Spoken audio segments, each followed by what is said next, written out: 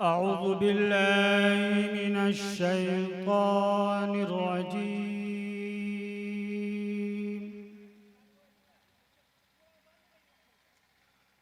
بسم الله الرحمن الرحيم.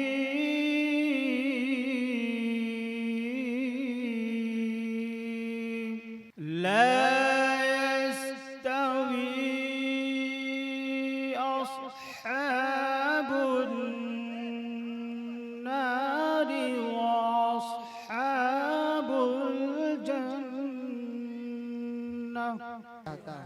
फिर अब मैं इसके बाद तकरीर के लिए हाफिज मोहम्मद मेराज सल्लम को दावत स्टेज देता हूँ।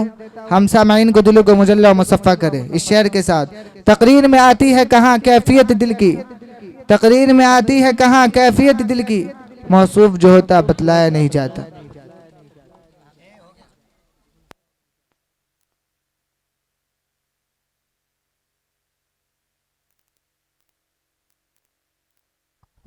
अस्सलामु अलैकुम व रहमतुल्लाहि व बरकातुहू।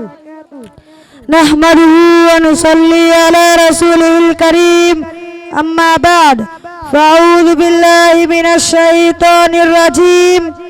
बिस्मिल्लाहिर रहमानिर रहीम। वला तक़्तुलुन नफ़्सल्लती हर्रमल्लाहु इल्ला बिल हक़् अमौत सदक़ल्लाहुल अज़ीम। वक़ाल नबी सल्लल्लाहु अलैहि वसल्लम। रुलाती है तेरी हालत ए मुसलमान मुझको, रुलाती है तेरी हालत ए मुसलमान मुझको, के इबरत ख़ैज़ है तेरा फसाना सब फसानों में।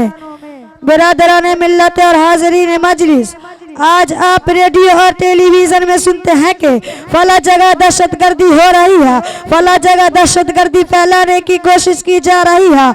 आज दहशतगर्दों ने इतने लोगों को मौत की घाट उतार दिया, इतने लोगों की जानें ज़ाय हो गए, इतने इमलाक बर्बाद हो गए, और इन सारे जराइम का मुजरिम इस्लाम और इस्लाम के नाम लेवाओं को करार दिया जा रहा है। मैं इस मुख्तसर वक्त में आपको बताना चाहता हूँ कि दहशतगर्द कौन है, पूरी दुनिया में दहशतगर्दी फैलाने वाले कौन है, दुनिया के अमन व अमान और चैन व सुकून को छीनने वाले कौन है, रुए ज़मीन के बाशिंदों की नींद किसने हराम की है। क्या इसके मुल्ज़िम वाक़अतन इस्लाम और इस्लाम के नियम लेवा है। याद रहे पर वो किसी की सोची समझी साजिश नहीं है।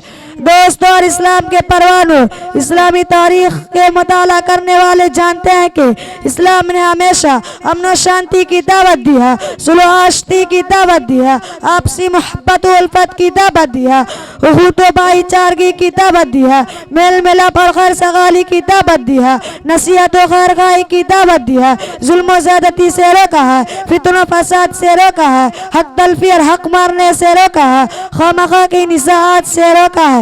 इस्लाम के अदल व इंसाफ और दावत अमन शांति का अंदाज़ा लगाने के लिए ज़रूरी है क़ब्ल इस्लाम के हालात से वाकिफ़ हो के इस्लाम से पहले दुनिया कैसे कैसे हालात से गुजर रही है।